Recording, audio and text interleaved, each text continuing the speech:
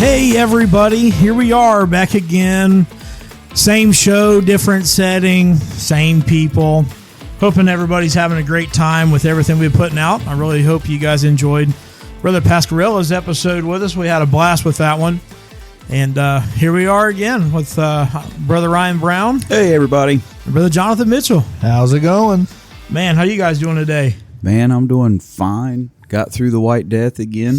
Yeah. I talked to my cousin. He lives out in Kentucky, and of course they're going through all that flooding and stuff. Which our prayers are for all those that have lost their homes, been misplaced. Some people's lost their lives. It's tragic. But I looked at the weather today, and they started calling for them snowstorms. And I hate to say it, I hate it for them, but I'm glad we're not getting it. Yeah, we got a lot of it on Sunday, and I can't believe that it actually stuck with all the water we had. Yeah, it was it's just so cold. I'm ready for the cold to be over. I'm sorry. We're in a new setup right now, and I'm getting comfortable in the setup. So you may hear me rattle some things around. I'm sorry, Brother Sean. Well, you can't edit it out now because you've announced it. That's fine. This is raw. Well, I tend to be the one that points out the obvious. It's one of my many quirks. Remember the last time we had an ad, I made sure to point out that it wasn't an actual ad, even though it was pretty obvious. Yeah, that is true. That is true. We're all about transparency here at the podcast. Yeah. Yeah. What you see is what you get, or what you hear is what you get, I guess. I guess so. We are who we is. Yeah. How you guys enjoying the new studio? I think it's cool. I like it. Yeah. You took away my chair. It's in the back room if you want it back. It's not that big a deal. Got me a new one. Got adjusted to it. You know, it's still comfortable. I just got to bring an ottoman to prop my feet up. Well, that's close to proximity where we all have to share one ottoman. Just get one big one and just place it right here. That would be interesting. Just get a big old coffee table. It would look like we're playing footsies. You just your time. Just hear some snoring on my end because for sure this old man will start taking a nap. I have to change the show name to Sleep and Slumber. You just made me think of a band or like a bluegrass group called they were the Sleepy Man Banjo Boys. It was like they were really big. See, everybody, this is another weird fact about me. I love the banjo. It's my favorite instrument, period. And this was like 10 years ago. I came across these kids. It was a group of brothers. They didn't sing, but they played music. And this kid, the reason why they called themselves the Sleepy Man Banjo Boys is the banjo player was like small. Yeah. Yeah, I've seen that. And basically, when he would play the banjo, the banjo's so heavy, he would have to like lean back and play it, and it looked like he was sleeping. So they called themselves the Sleepy Man Banjo Boys. I didn't know that. That's just a weird fact, right? They were a family band, weren't? Yeah, there were three brothers. One played acoustic guitar, one played the fiddle, and then the other one was the banjo. It's pretty cool. They were like the banjo. They were like on David Letterman, if that's still even a thing. But back in the day, he went on David Letterman and all that stuff. It was actually pretty crazy for bluegrass to be kind of mainstream like that. So, bluegrass is more mainstream than people think it is. Really? Yeah. See, every time I talk to somebody about bluegrass, they either love it or they hate it. There is no in between with bluegrass. Bluegrass, I don't think there's ever anybody that just says I tolerate it. If you find anybody like that, it's very few and far between. Bluegrass is one of those deals that you have to love it to listen to it, or you just, like my mom, she absolutely hates blue. If I want to run my mom off, all I have to do is turn bluegrass on. So I don't listen to any of the singing. I love the instrumental versions of bluegrass because everything, which I think it kind of goes alongside with like blues and jazz and stuff like that. Most of the songs are pretty sad and depressing. Well, I listen to only gospel bluegrass. Yeah. Well, I'm just saying, like original. I'm an Isaacs fan. I listen to gospel jazz. You know. Yeah. Whatever. Okay. Gospel blues. Jesus funk. I'm just saying. I do. That's DC talk, ain't it? The Jesus funk. They had a song called Jesus Freak when I was growing up. I thought that was a book. Wasn't that a yeah, book? but it it had was- several books, but it was a song. DC Talk put all the effort to have that book produced. Now, mind you, I'm probably the only one here that even knows who DC Talk is. You no would idea. know Toby Mac. Toby Mac, Okay. the guy that is the black guy that leads for Newsboys. Oh, I can't think of his name. Did he kind of get off of? He's kind of doing his own solo thing now, isn't he? Or No, as far as I know, he's still with Newsboys. He tried to go solo by himself before, and he didn't really do any good. okay. But those two, and then the other guy, I don't even think is in gospel or whatever they call it anymore. Okay. Yeah. So, but I mean, I'm just talking about the original. Like, I like bluegrass gospel too. You said the Isaacs. That's one of the people I go to.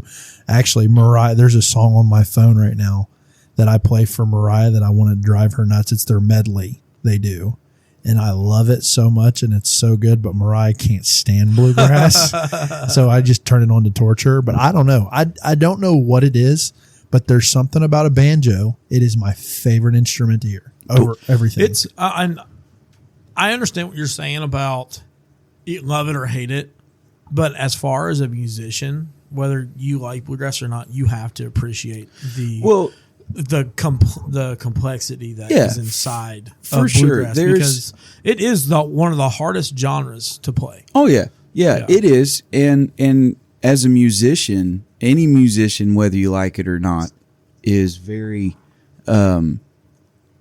They like, you have to give them props. You have to give them respect when you're doing stuff on the mandolin like they do. Yeah. Like that double pick. That's talent. Or how fast they can get their fingers moving on a banjo. If they're not strumming a banjo, they're actually finger picking. I mean, that is absolute talent. And they play at speeds, like on the flat top guitars. Oh yeah. Like I said, it is talent. I think what turns people off, and this is just how it is with bluegrass, it's a different voice than what a lot of nasally It seems singing. yeah, that's what I was about a to lot say. of nasally singing. It's a lot of yodeling with to crazy, a degree. Yeah, I can't stand the. So I was and still am Ricky Skaggs, Doyle Lawson, and Quicksilver. I like the Isaacs, but my favorite has been Doyle Lawson and Quicksilver. Now, Ricky Skaggs doesn't have all gospel, so I only listen to his gospel stuff. And Doyle Lawson and Quicksilver, they are mostly gospel with some country, so obviously you have to watch that. But with anything, especially nowadays, it doesn't matter who you listen to. There's some mixture in there anymore. They always toil the line a lot. Yeah. But I will say, so Brother Ryan and Brother Sean are both musicians and they can play music. I am not. I'm not a musician. I'm not musically inclined. But I will say this. We were talking about resolutions a couple of episodes ago. I have a bucket list. And the number one thing on my bucket list is I want to learn how to play the banjo before I die. I want to learn so bad. Just because I love the instrument. You just got to pick the hardest string instrument just about to play. That's what I know that. That's what but it's. I personally think with anything, if you're ever going to learn anything guitar-wise, learn the flat top first because that gets you your rhythm. If you don't have rhythm, you're not going to play anything. You got to have rhythm. Yeah. And I mean, as a guitar teacher, plug in here, sponsored by Sean Brumfield. I do teach guitar. If y'all want to know, just reach out to me. I can get you set up. Can you pick a banjo? Zoom, we do the. I have a banjo. Actually, I have a banjo that's like 110 years old. You showed me it. Yeah, that was my grandfather's. But the funky thing about banjo is that it's tuned to G. It's an open G chord. So Happy New Year. It's not. Well, it's still. We're still in 2025. We got to wait one more minute. Oh yeah, that clock throws me off all the time. I completely forgot because I said I was going to do it, and I completely forgot. Guys. That goes back to where my ADD kicked in the last episode. They told me they were going to do it, and I was really hoping they weren't going to. But and you would know if you don't understand, you have to go back and listen to a couple episodes. But the crazy thing about banjo is that it's tuned to an open chord. So to change your chords, you pretty much have to bar down the neck. Yeah. And make your different keys. So I was talking about that group a little bit ago, and when they were, I watched it on YouTube, the Letterman show. One of the things I didn't know, which I've asked musicians about it, he was twisting and tuning as he was playing. Yeah. And he had I think it's the tuning nozzle or the handle thing. What is it called? A tuning peg. Yeah, the tuning peg. But it wasn't on the tail end of the guitar. It was in the middle of Yeah, they have that one. So their first string, or in tablature, would be now sixth tapping string. your ear. Oh. Now it's 2026. But on their tabs, it would be their fifth string. So their top string, I believe, is an open G, and it's set down because it's weird. That top string is the thinnest string on the entire banjo, and then the rest of them kind of go down by thicker, and then get down to the least thickness. So it's a strange instrument, and actually, it's not an instrument. It's actually from Africa. It's a stringed instrument that was brought over by slaves, and because it's a percussive instrument as much as it is a stringed instrument. I didn't know that. So and I wouldn't want to strum it. If I learned it, I wanted to learn to pick the three finger pick. There's a couple. Well, they have a standard roll, and they have a thing called bear claw, and it's where you play. They have these weird picks that you put in your finger, the finger picks. Yeah. And they come down, they curl around the bottom of your thumb, so it kind of comes off a 90 off of your thumb pointing down, and then on your two picker fingers, which is your index finger and your middle finger, there's this pick that's a brass pick that goes up, and what it does is it follows the contour of your fingertip, and from there, that's where you get that's why it's such a ringy sound, is from those picks. So my favorite one to hear, especially with somebody that's really, really good at it, is the steel. I love the steel, and I love the dobro. Dobro, I've got one at the house. It was given to me by Brother Green. I absolutely love it.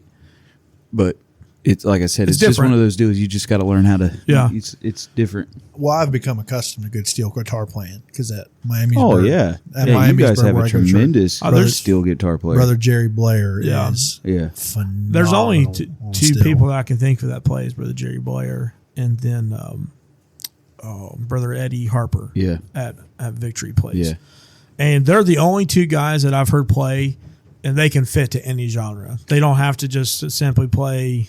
That old Southern gospel country kind of sound. Now, with the steel guitar, is that usually a lead instrument, or is it an accompanying? I think you can use it either way. Okay. It depends. Brother Jerry plays it he's pretty much the lead. Now with Buddy there, they go back and forth. It depends on the style of the player. Yeah. So if you have some steel guitar players will be complementary to the lead, and the lead guitar take it. But others, they can be complementary, which the lead guitar is also. Music is a tremendous thing because everything has its place, but everything can also be complementary. Yeah. That's what makes music so wonderful. You can have a lead guitar, and a lead guitar could be complementary to everything else, and then it could be the main thing out there. It all just depends on how you guys play together. And to be honest with you, I mean, a steel guitar, most of the time they're not going to play a standard chord the way that you would hear it. Like on a flat top, you would hear all the strings at once. And what a steel guitar will do is it will go in and pick individual notes out of a chord and make it more sound like a melody. So it's not an instrument. It can have a lead run. It can take control of the song. But for the most part, it's going to sit in the background and just add a couple pretty notes to the song to just make it kind of add a cadence to the song to make it, sweeter. Now, I will say, so just like I said, I'm going to ask questions about music now that we're on it. On the steel, on Brother Jerry's steel, I see he's got like levers underneath it that he uses his legs for. Is that kind of like what you would use when you're using? Is that kind of like how you do a guitar with your fingers on the neck, or no? What they are, some of the pedals are for dampening a note to where you get like on a piano. Well, no, piano. If you put the pedal down on the piano, it kind of draws that note out. Yeah, it allows it to sustain. Where you just hit the piano and let go of it, the note deadens. Mm-hmm. Whereas what'll happen, it's like if you mute. Some of the pedals are to like mute the strings, so you would have a nice pretty chord, and then the rest of them are gonna, some of those levers are gonna make it like a when it hits the string, so you get a note along with the percussive sound. but other levers are to bend that string up, up a whole step, up a half step, or even bring down, a note to make it, that sound that you get out of what we would call the steel sound. So I'm assuming your favorite instrument's a lead, right? Because that's what you play. You play primarily as lead, right? My best instrument is probably bass guitar. Like if I was to sit and somebody's like, would you play studio? I do lessons, man. I'm just kidding. That's another plug. Do you want to learn how to play the bass? Yeah. Brother Sean Brumfield. Yeah. If it's got strings on it, I can just about play it. No, but bass is like if I was to sit in a studio with somebody and they'd be like, "What are you most comfortable with?" Like, give me the bass. I can most definitely hit that. Lead guitar for me is just a fun instrument to take off on and just have a ball. I mean, if we're having a crazy service and like the music's really going, I'd rather be on lead because it's more fun. But if we need somebody that's going to be steady and carry the song, I'd rather be on bass. It's pretty good there where we're at with Sharonville because we're blessed.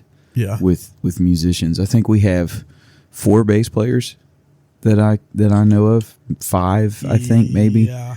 We've got 2 piano players. We've got plus the upcoming piano players too. Yeah, we've got 3 drummers, several flat top players. Oh, we got more than just 3 drummers. I think we're pushing. Let's see. I think we're pushing 5 or 6 drummers. We got a lot of the young ones coming up, which is awesome. I love that. They got a lot of young ones learning the piano. The bass is not any of the young ones coming up with the bass, but it's just people that already knows how to play. Because me and Carlos are tired of playing it. Yeah. I just feel like the bass. I know it's for the most part it's pretty. I mean, it controls the tempo and helps control the tempo and stuff like that. But the bass seems so interesting to me because there's different ways you can slap it, you can strum it, just the different ways you can play a bass. If a bass doesn't listen to you, you got to slap it. And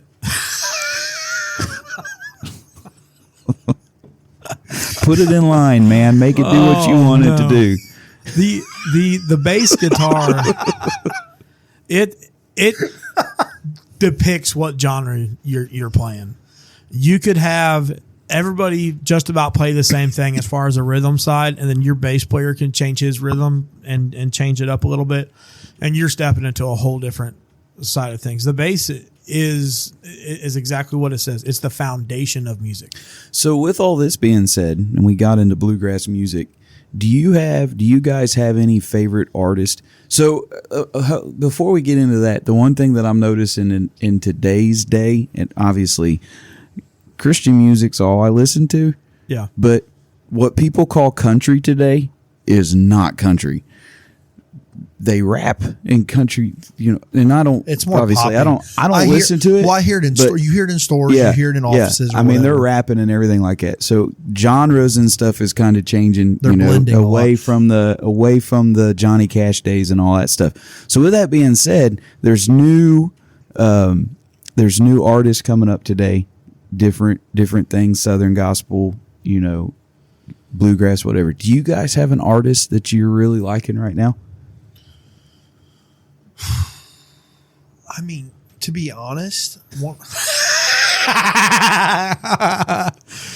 man, I was going to say Jelly Roll, but I can't. No. It's my favorite Christian artist. That's your favorite donut. No, I like the old Southeast Kentucky Mass Choir is one. I don't listen to a ton of music. This is where a lot of people find me weird. Like if I'm driving in the car, I don't have the radio on. The Southeast Choir, like the. Oh, really? Yeah, I don't listen. Dude, the radio is on when I'm driving 24/7. I do not. I listen to mostly podcasts when I'm driving, to be honest. Really? Yeah. See, okay. I sit in silence. Is that weird? No. Some people like the sound of silence. That's me. Simon and Garfunkel were all about the sound of silence. Who's that? Yeah, old school people back in. No, I've heard that. I heard the when I wasn't in church, I heard the remake done by a rock group that was really good. That wasn't that long ago. It was too. That was like 2010. Well, there's another one, and it's not a rock group. It's more of a punk group. Anyway, Are you serious? my favorite. Yeah, don't look it up now. my favorite up and coming person right now is Zach Williams. I like I'm finding myself listening to his music quite a bit. I learned a lot of my acoustic guitar licks from listening to. How in the world did Zach I hear that? Williams. It was 2015. I don't know. How did I hear that? Wow. Must have came across somewhere else. I don't know. I don't listen. Distracted. No, I'm just kidding. I don't listen to anything. I I really listened. don't. I listened to it back before What? I was saved. That was last year, man. that came out That's last 10 year. years ago, actually. That's crazy. What song in particular from Zach Williams do you like? Oh man. Ben Fuller's good too. I didn't ask about Ben Fuller. I asked about Zach Williams. Well, I was So- just throwing No, I'm in. just kidding. I don't know the name. I've got one that's actually my alarm in the morning, and it's a guitar. I'll have to look that one up. But on the way here, there's the one. It's called "Empty Grave." That's a new one, isn't it? Yeah, it's one of his newer ones. Yeah. Stand Up. That one is a good one. And then also the one that I love because I love the music. And if you've not listened to it and you like music, it's bluesy and it's got that, it's not Southern gospel. So it's contemporary. Yeah. I'm sorry guys, but CCM. I kind of like it. But Ooh, living on the edge. You're doing better than me, apparently. huh? Slave, yeah. I'm not listening to punk rock bands singing anyway. Slave to Nothing. Yeah, that's a good one. Dude, That's an older one. That yeah. one there is one of my favorite because of the sound. Yeah. I think my favorite one is To the Table. You ever heard that one? I think I have. I just So can't. I'm Yes. really bad with song names. I'm learning that because I like Zach Williams, Okay. but I don't know any of the song names you're talking about. That's Well, so you not being a music listener, I would almost say that you probably have heard it on the radio, right? yeah, most things. Yeah. Okay, so if you've I listened don't. I to it, don't seek out music. I'll if be you've honest. listened to it on the radio, he's the chain breaker. Yeah. If you got, Okay. The You got yeah. I that know. That's. one. I know he he's does. got the Chainbreaker. one that he sings with Dolly Parton. There was Jesus. There Yeah. was Jesus, yeah. which would be an awesome song if Dolly Parton went in it. I agree with that. Yeah. I agree with that. kind of ruins the whole. So those are the songs that a lot of people know by. I would assume that that's probably the songs that you are more aware Yeah, of. that's the ones I've heard. Yeah, and I know. I've heard "Empty Grave." yeah, That rang a bell when you said that. yeah. But another one that's kind of contemporary, and he's kind of got that Southern gospel country is Ben Fuller. I just said that I like him. So I can't think of anything that he's. So hold on, I'm not going to play it obviously, but I'll tell you a couple of the songs. he likes him so much that he has to look him up on his phone to Yeah, figure out look up what songs that he songs likes. it is. I'm not good at. I just told you, I'm not good at names. Who I Am. It's the chord. Who I Am in the eyes of the Father. Who I Am was a son set free. Oh, okay, yeah. Who I was, I left at the altar. I'm Yeah. yours. I I believe. can't say that I've listened to anything He of has a- his outside of what they play on the radio. Yeah, those are well. Like I said, that's me. When I do, and the only time I listen is when Mariah's in the car. Yeah. but I promise, I just don't listen to music. I don't seek it out. So what about you?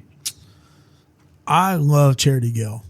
She is Yeah. one of Yeah. my favorites, and it's. I mean, she's apostolic or Yeah. in that kind of realm.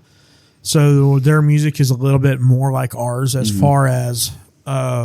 Which I mean, don't get me wrong. The disclaimer here: I do not believe in the doctrine that are in some of the songs. Oh, I was going to Obviously, say there's that, but some- their music's good. yeah, the music is really good, and I think that's a trap for us as we get into the music and we don't listen to the words of the song. And brother at PFYC last year, Brother Zach Quirrell preached a little bit on what music we need to listen to and stuff. Yeah. And he was talking about how we've accepted some of the apostolic songs into our, talking about being baptized in Jesus' name, and how we don't believe in that. It's not just one person, but as long as we don't get lost inside that thought, I like to listen to it. And from most of the stuff, there may be like one or two songs that I can think of that lean that way, but she has a lot of stuff that is really good. Her bass player Travis Dykes is like, he has his own YouTube channel, and like the stuff that he gives out for like a musician is like pure gold. Like is that, and then if I listen to anybody else, I love the Meadows family. Like when their Well, I have the Lloyd CD CDs came too. out, yeah. Kevin So, Lloyd and their family. I am a Brock. Oh yeah, I yes. listen to them. You know, I've got all their CDs saved on my phone. So, just as a disclaimer, and I'll call it out because it's one of those things. I don't listen to myself talk. You know, I'm one of those people that I say something and then people look at me and say, "Do you even realize what you said?" And I'm like, "No, you'll have to tell me, what did I say?" Yeah. Listening to this podcast, I realize that there's something I say all the time, and I try to stop it. What is But it? it just happens. You know this, and you know. And then when I say it, because now I've heard myself say it, it drives me crazy. But if I'm honest, Yeah, well, I'm always honest. Yeah, I well- don't have to get permission to be honest. that's I catch myself going, or like, I use those a lot. Those are fun too. It's kind of funny listening to yourself. People used to ask me all the times when I was first started preaching, especially. I had some older ministers tell me, you need to listen to yourself preach.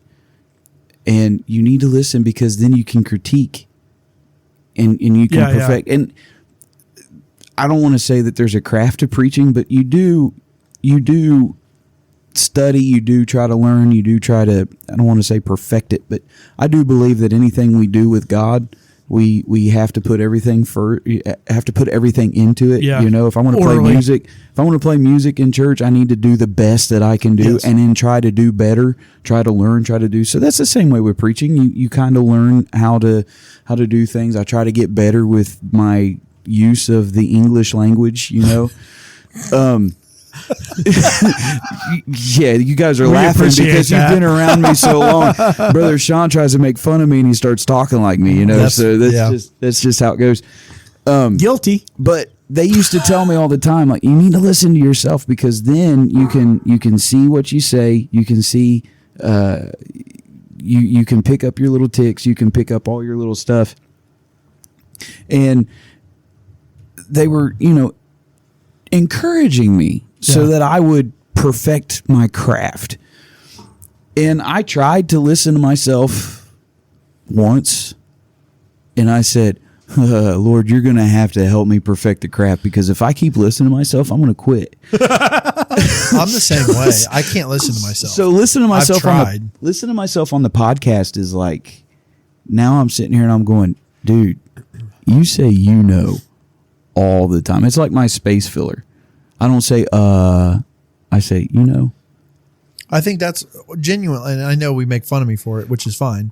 But if I'm honest, he's my filler. It's just something I feel. I don't know why, because I'm always honest, brutally honest, and stuff. But it's just something I say to fill it. I wonder why your human mind does that. Why does it have to fill in blanks with filler words? That's a good question. I don't know. I'll have to ask it. Dude, you are killing me. Even before we started recording, you were on one today.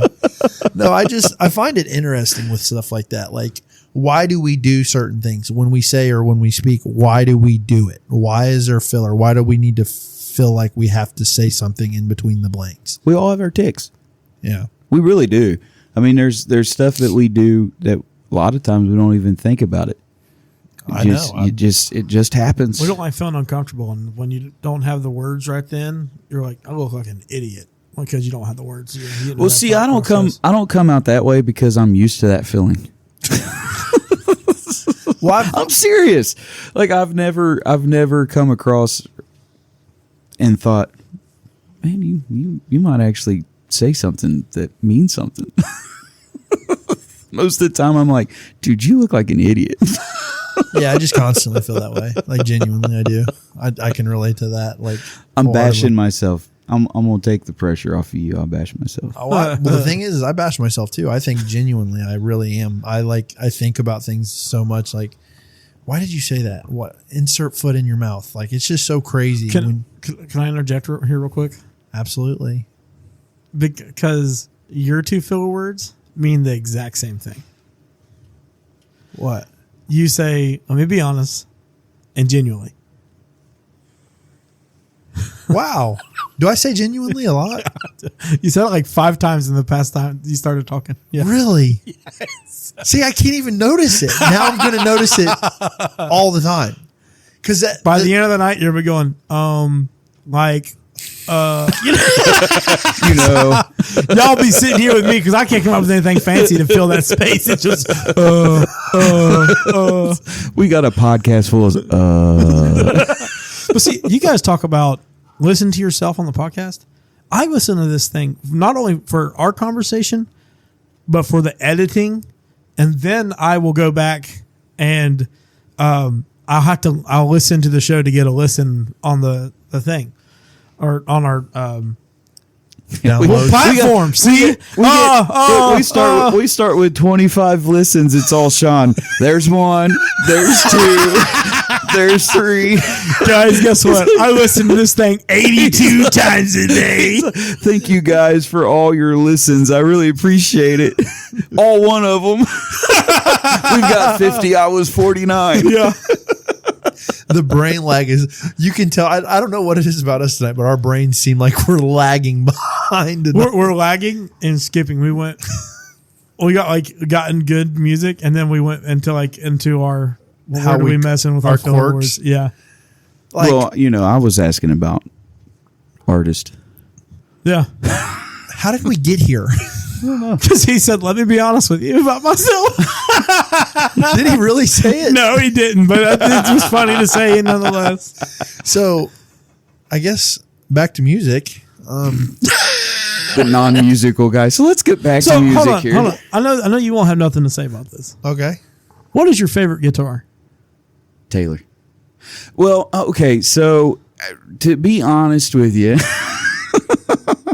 Aren't you always honest? Yeah, all the time. No, in reality, I think that each one of them are good for something. Yeah. But there are ones that just sound plasticky. You can't play the cheaper ones. You just can't. So my dad was a Fender guy, but that's all electric. If you pick up, to me, I think a Fender flat top sounds a little plasticky. My first guitar I ever owned was a Taylor, but I learned on a Yamaha, and there's some Yamahas out there that sound really good. My bass is a Yamaha. I love it. Yamaha's got a good one.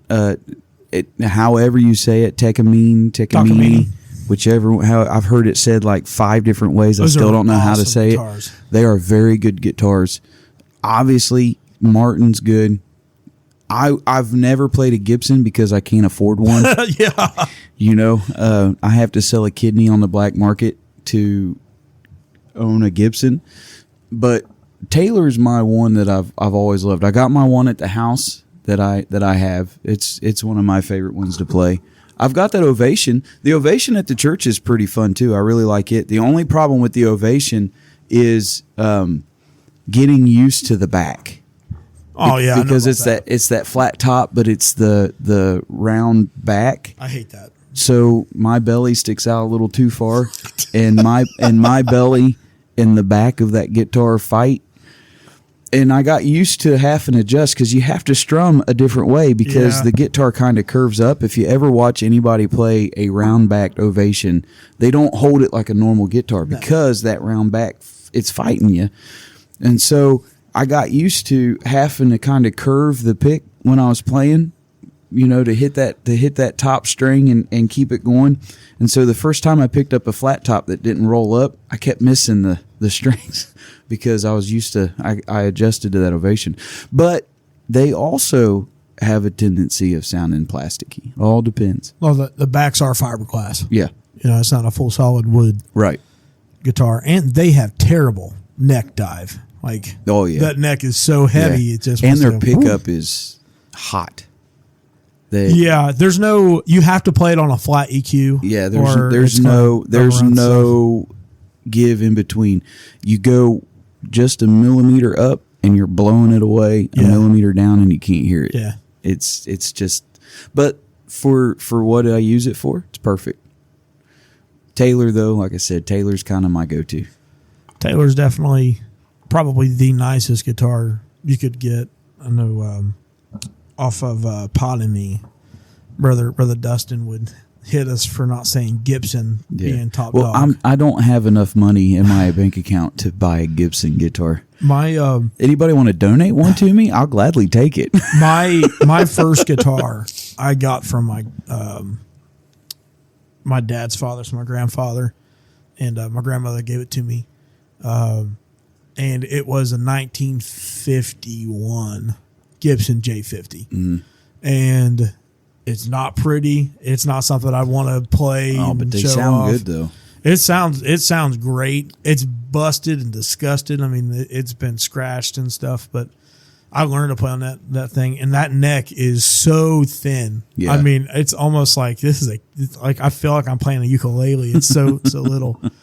But as far I'm kind of, it doesn't really matter to me on acoustic guitar. I really like Alvarez. That's what I play when I take out to the church or whatever. I have a Masterworks Alvarez that I really love. But when it goes to a lead guitar, I'm with your dad. It's Fender all the way, 100%. So when he bought that one amp, that Vox amp, it was all tubes.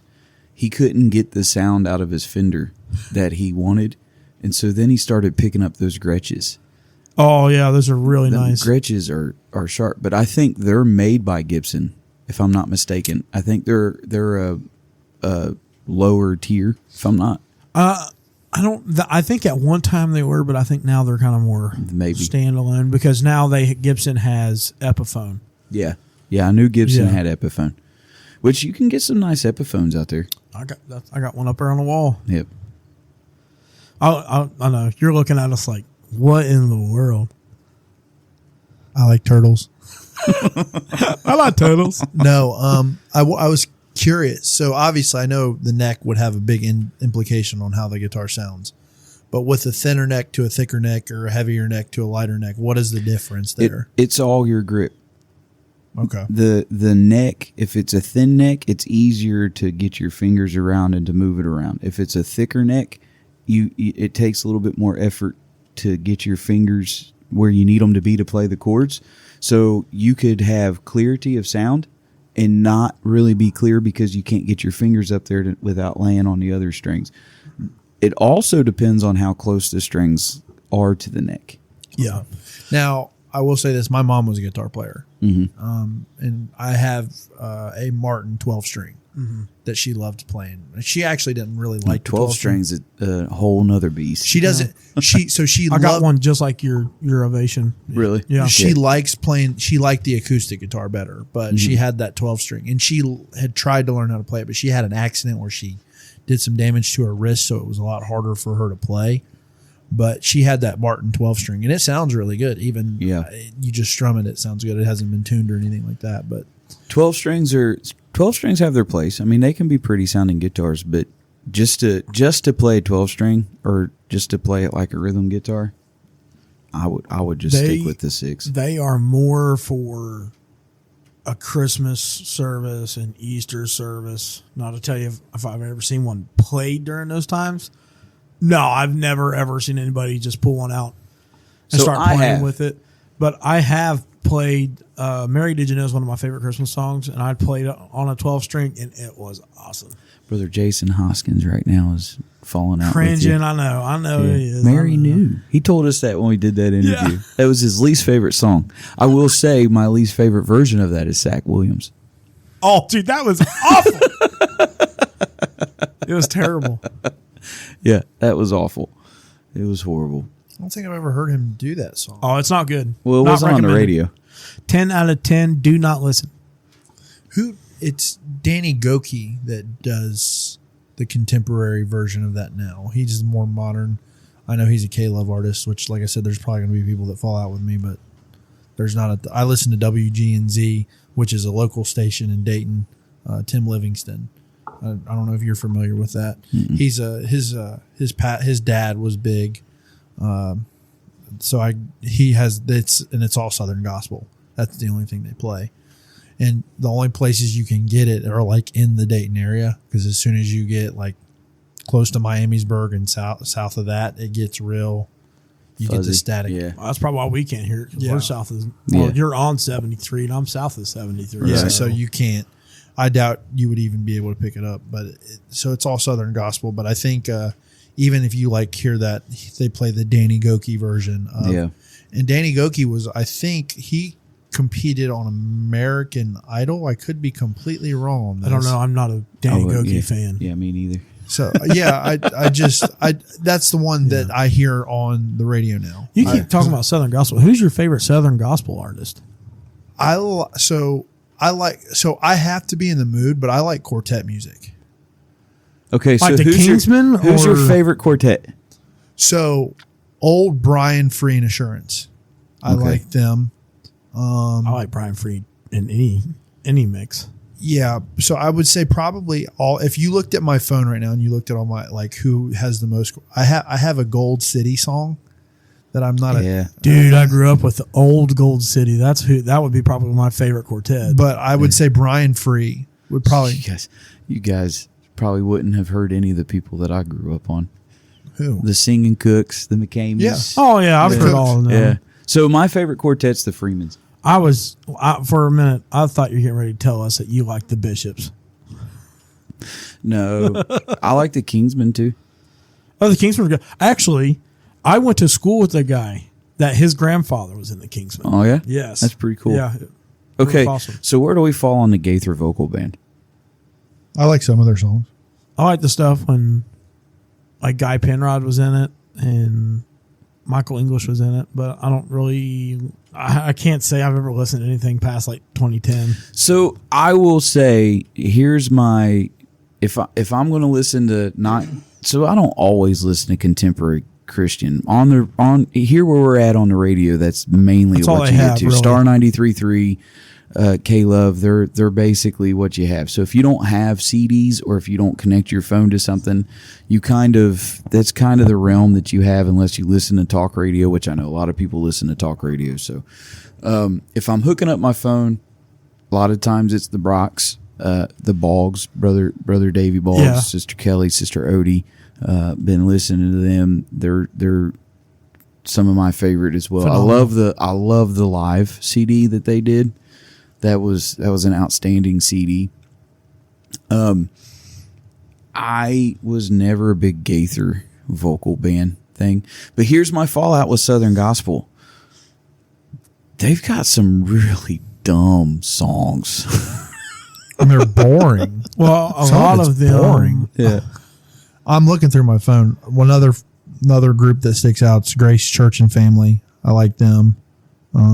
Yeah, they're good. The like songs like Somewhere Between Jesus and John Wayne, which I know that's an older song. I've never heard that. Are you serious? I've never heard that. Somewhere between Jesus Yeah. and John Wayne. Yeah. Basically, this guy is saying that his mentality, he stands somewhere between Jesus and John Wayne.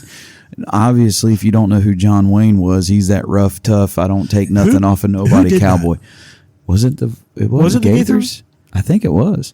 I like the Martins, another group. There's another one too that is really, really hilarious because my imagination is what it is. It is Jeff Easter, and he's singing it with somebody else, and Here Comes Jesus Calling My Name. Have you ever heard that song? I've heard a lot of Jeff Easter. There's one verse, and I don't know it. I don't know it verbatim, but one verse says, I'm working on the house, something to this nature. It kind of alludes to the fact that he's working on the house and he smashes his thumb, and you know what that does. And right before I open my mouth to cuss, here comes Jesus calling my name. It kind of paints this picture like he's wearing this cape and he's dressed like Superman and he's like, doo doo doo, here I come to save the day. It messes with my imagination, so it is awful. That sounds horrible. The plot. But it's one of those songs that I'm like, I don't know why I listen to it. It's so dumb. Probably because it's funny. That's why I have a hard time with especially new Southern gospel. Old Southern gospel, they had some really good songs. Old Southern gospel, Gerald Crabb. yeah, but I like the Old Gerald Crabb. I like. I'm the not old talking about Crabb his family. like new stuff, but like I like Old Crab Family. he's one of my Yeah. favorites, man. I pre love Gerald Crabb. TBN, Yes, like there was a whole lot of stuff that happened there though. Oh yeah. Can I just say something about Jason Crabb? I know he's a phenomenal singer, but the faces he makes when he sings are horrible. It looks like it looks like he is. He looks horrible. He looks like he's like just wandered up on stage, like he was just walked out of a back alley, got up on stage with somebody. Well, I don't know. I haven't seen him recently, but like when you through the fire, everyone's or what is it? Through just hold on, our Lord. Yeah, that's through the fire. Yeah, that one where he's in the tan suit. That's the one that everyone goes to. That's like the original, like when he's in the tan suit. I think that is Gaither. It's at a Gaither homecoming that he did it. I don't know. They did a lot of live shows. Yeah, where they were in. Well, he was in it. It was like he was young. He was very, very young. So this was before they took off like they did, from what I gather. So that kind of era I like of the Crabb family. I don't like when they went to the like full blown rock and like laser light shows and like I don't do well with that stuff. Where do we stand on secular artists doing gospel music? I think it's the dumbest thing in the world. So explain secular artists doing gospel music. Like a country artist doing. It depends on who it is. You know, like you got the Gaither vocal band Alabama. It depends on who it is.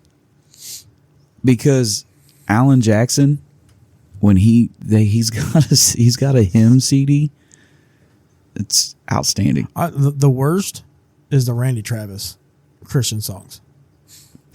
Okay, so That's Randy like Travis, Melissa's favorite, and when she turns it on, I'm like, skip right in the middle of the car. 3 wooden Skip. crosses. Randy Travis became a no name in the country world. He was popular back in the day, which I don't understand why, because he sang out of his nose and it was just awful. That's pretty good, actually, imitation. But he became a no name in country when he was riding the top. He plummeted, so he became a Christian artist. And when he put his stuff out, I mean, that stuff was flying off the shelves. Yeah, because the Christians that got saved in the 90s got tired. Remember listening to him back in the 80s. But so I can't stand his singing. No. I don't think the guy can sing. He's not talented.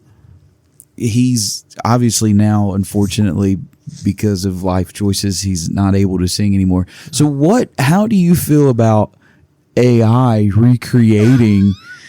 That is awful. Dude, AI is crazy. Yeah, but it is horrible. The only way I know about this is because of Brother Devin's podcast. I got to hear some of it. Yeah.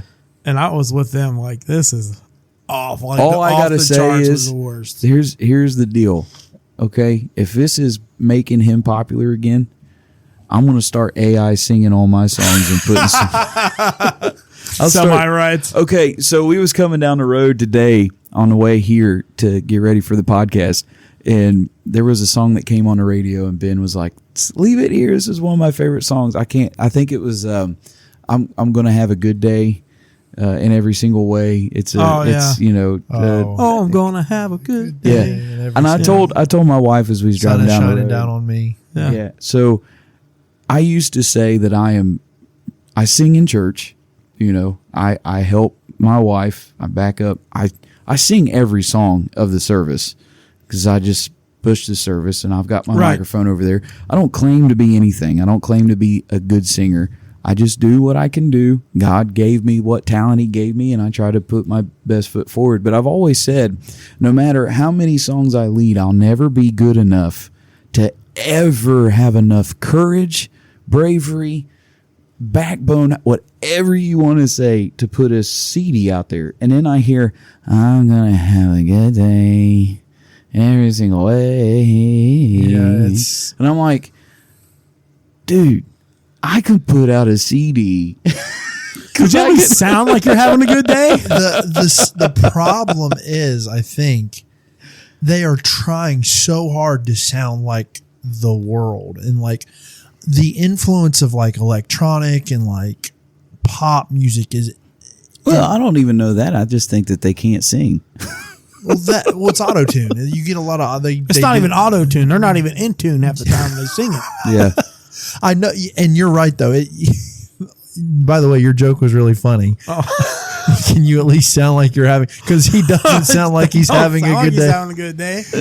He's Like, it sound like your That's how dog died. That's how the song goes. no, that's what. No, that's what he's talking about. That's He's what talking I'm about saying. the artist, You, not you you. ever been to church and they get up and be like, if you're happy and you know it, clap your hands. You're like, could you listen to you? I'm gonna close my eyes. You're not even smiling. Like I can hear the pain in your voice of I'm happy. Yeah. You're trying to convince yourself you're happy, buddy. Joy. That's joy. something we try to get, because we get our young people involved in yeah. the services. Yeah. And if you ever watch my wife, if she's sitting in the back when the young people are up there singing, she's making faces to them. Like she's smiling, she's doing head bobs. You can ask Brother Sean, sometimes I can't look back there when she's doing it because she's making me laugh. And she's trying to get them, because young people, they're scared. Absolutely. Not scared like, if I don't sing there, I'm going to get in trouble. It's nerves. I mean, everybody fights Yeah. that nervousness. And we're not putting on a show, so it's not like we've got this creepy smile and we're just smiling at everybody as we sing. You know, like, hey, Jesus I loves hit this, you. I hit this note, so I've got this creepy smile. Like, yeah, you're gonna get in with me, aren't you? I'm gonna stare at the person next to me and sing in their face, because that's what we do in worship. You got that fake That's smile not- on you. Pull out your 9. You're like, enjoy fellowship with me. Well, it's like if you're gonna sing about the joy of the Lord, you kind of need some joy. need to sell You it. have to have some joy, but that's like something that you deal with throughout church all the way around. So we get our young people and we're trying to tell them, guys, when you sing like you're actually, So, you're actually feeling feel that the you're meaning of- happy. listen to the This words of the is- song and to talk about how unhappy our young people are. Last Sunday, our brother Ryan had just got done preaching, and they were done praying around the altars. And I looked over at one of my young men, and I looked over at him, and I took both my fingers and I went like this. I just shoved it right in his corner to get them to smile, and he just looked at me like, I am not moving. So I went over to him and I said, hey, he's telling you to smile. And I was praying with somebody that was praying behind him, and I'd whisper in his ear like, he's telling you to smile. And he kept looking at me, and I was like, dude, you look better if you smile. And he smiled and he said, bruh. Like, Bruh. I'm not no bruh. I'm the pastor. It's brother.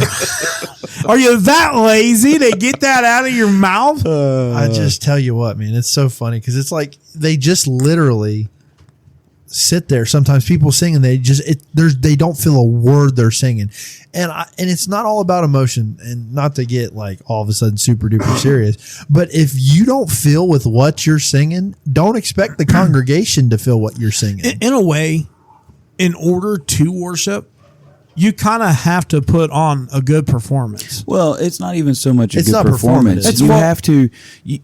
You can. I've felt the anointing or the power of the Holy Ghost fall down on somebody that couldn't drop as we say, they couldn't hold a tune in a bucket. Exactly. They couldn't sing on key. They couldn't sing on time. They couldn't do anything. But they had something driving were their anointed. singing. They had something. You're not performing, No, but you that's are. not what I mean, but I mean- you do have to have something driving what you're doing. What I'm saying is, like, I'm not saying that you have to get up there, do a shimmy, kick a leg up in the air one way or the other, and let Man, it that's what I was go. going to try Sunday. Brother Ryan does it in his preaching sometimes to get us awake. Hey, look, I'm going to tell you right now, if you ever see me kick my leg up in the air, you know for a fact I'm limping when I leave. Well, no, what I'm saying is, like, you have to. I'd like to see you try to do that. No, you wouldn't. I would like to see that. We'd be carrying him out, man. But what Stretcher, I'm call saying is, 911. I forgot my life alert bracelet. Help, I've fallen and I can't get up. but what I'm saying is, we need to back to the just like being a musician and learning to play. I can't stand it when we have a practice and nobody has listened to the song at all and just going in there blindly. Like you're not doing the song justice. You're not doing God justice. You're not practicing it to perfect it to where it's going to give glory to God. And when we sing, it's not that I'm not talking about putting on a performance to sell out and make tickets, but I mean, I want people to know that what I'm singing about is something that I'm excited about. When I play music, about. It's like people get on to me all the time for the faces that I make when I play guitar. Well, I'm sorry if you're bending up your strings and you're not making an ugly face with it, you ain't feeling it. You're not trying to get in and worship with it. No, that's just the thing, like I said, to me, it all goes back to I'm feeling what I'm living. There's a feeling, there's an emotion behind it to and I'll say this, I think we said it from day one, we've dealt with this in the podcast, so we're not going to get repetitive, but there is an emotion to what we do. There's an emotion to how we feel. There is emotion to Pentecost.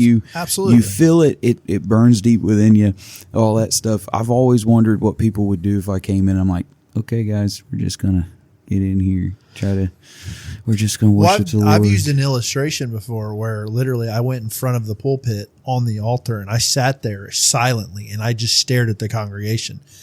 And it's like, this is the part where it's like, it gets so like, and it's not all about performance. And we were talking about perfecting our craft.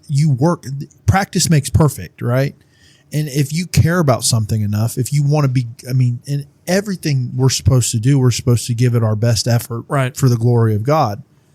If you are not putting in the practice, if you're not putting in the time, if you're not putting in the effort, you're not giving your best to God. So you just have to, I think that's the hard part. It's like, it's not that we want you to be performative, and it's not that you need to over sing where you're doing the runs and the all over the place but be happy. Back in the day with the old timers, they a lot of them didn't have the education that we have today. Right. A lot of them didn't have the teaching that we had today. A lot of them didn't have access to the preaching and even the study that we have today. There's a lot of stuff opened up to us. Technology has made that good. You know what I mean? But a lot of those old timers, they come out. Brother Edgar Kelly, he's known very well in the South Lebanon area. He founded several churches. In fact, the church that I was raised in, they brought me home from the hospital. That's the church that I was raised in. My grandpa pastored there for 14 years of my life. That's where I cut my teeth. It's where I've got my first experiences. That's where I've got some of the fondest memories of revivals growing up. It was all there in South Lebanon. That was founded by Brother Edgar Kelly. That man came in from the hills of Kentucky, didn't even know what a fire engine was. Yeah. He got a job at just some old stories. He got a job working and heard something, one of the awfulest sounds he ever heard, and then seen something fly down the road. And so he wandered off the job as a construction guy. He wandered off the job and he followed. It was a fire truck. Yeah. And his boss came back. He finally came back to the job site, and his boss was like, "Where'd you go?" And he's like, "Man, I seen this." So his boss said, "Take a week, go view. We want you to come back and work for us. Go view all this stuff." He was also in the time where the electric doors were starting to become popular, but then you had to stand on the mat. So you stand on the mat, the door would open. You get off the mat, the door would close. And he never seen that. He stood on the mat, the door opened, he jumped off, and he went, "Praise God." And he stood on the mat, the door would open, he jumped off, he said, "Praise God." And finally the clerk seen him do this a couple times.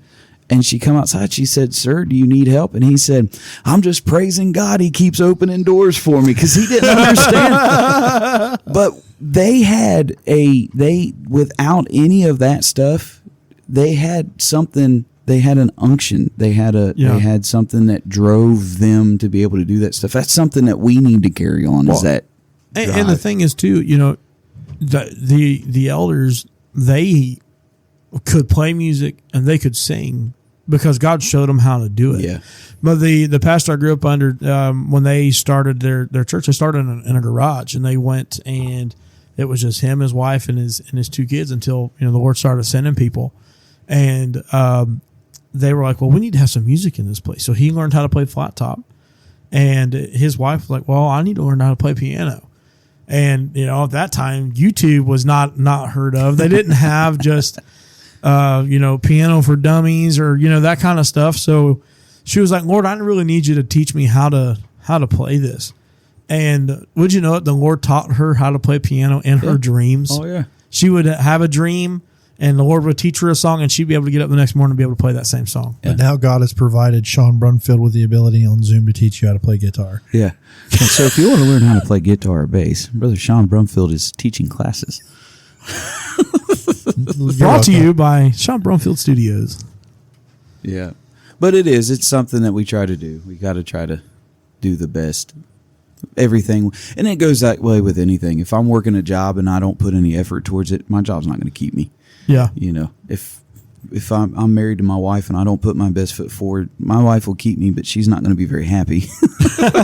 You know, you just got to work on everything. And it can lead to a lot of stress. Yeah. It can lead to a ton of stress. For sure. Well, I know we're getting to the end here, but I wouldn't feel right if we didn't bring on our last sponsor here. These guys keep sending me ads and are like, will you air these? And I'm like, sure. I mean, I'll try. We'll see what happens with it. So I hope you guys enjoy this one. So, the man I met the other day, this man, he says to me, oh, I am so tired, so stressed from work. I just need some peace and quiet time. So I said to this man, yeah, mein Herz brennt for you. You should spend some time at the Feel Better Bed and Breakfast. They have all the fancy things, like bagels, oyster dip, bacon and eggs, toast with jam. It is a wonderful place to stay. I said to the man who said to me that he was stressed, hello, I am Fluby Snifflin, owner, chef, gardener, handyman, secretary, amateur painter, and groundskeeper of Feel Better Bed and Breakfast. If you want a good time without hassle, no one likes hassle. Just call now and make a reservation. We now offer room services. You can choose sausages on rye bread, sausages on whole wheat bread, a pretzel, sausages and sauerkraut, big pretzel and some cheese, sausages and the house waffle, Wiener and chili with no ketchup. Our goal is to make you never want to leave. Our number is simple. Just dial 876-FLUSNIFL. We hope to see you soon. Guten Tag. Wieners and no ketchup. There you go. Can I tell you something? He had me and I was sold and I was going to stay there until he said you couldn't have ketchup with your chili. I'm out. Yeah. I'm out. The guys, if you don't want any hassle in your life, make sure to go to the Feel Better Bed and Breakfast. Dude, that's so funny. Oh, dude. man. I love those. Absolutely. Well, I've enjoyed this episode. I've enjoyed being able to sit here, talk about music with everybody here. And, you know, like I said, if you want to learn guitar, reach out to me here. Yeah, start with a plug. We'll end with a plug. But, yeah, if you're enjoying these episodes, feel free to leave a comment on whatever platform you're listening to. You can send us an email at pulpittothepew@gmail.com. And then you can also find us on Facebook. So I appreciate everybody tuning in today. Thanks, everybody. See ya.